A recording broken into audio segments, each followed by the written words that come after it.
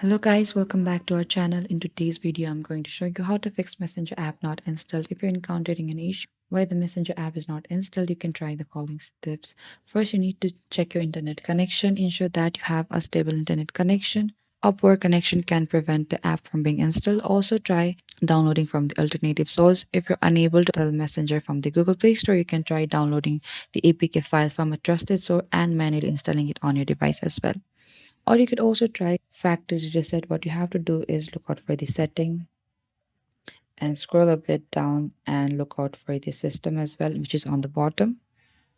And there's an option that says the reset option. Tap on that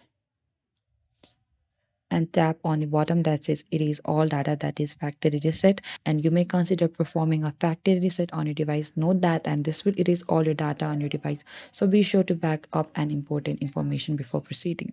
And if the issue persists after trying the steps, there may be a more complex problem within your device or the Google Play Store.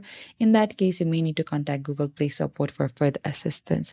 And this is it, guys. Thank you for watching this video. I hope I could help you on how to fix Messenger app not installed. Do not forget to like, subscribe, and hit the bell notification icon for more upcoming uploads.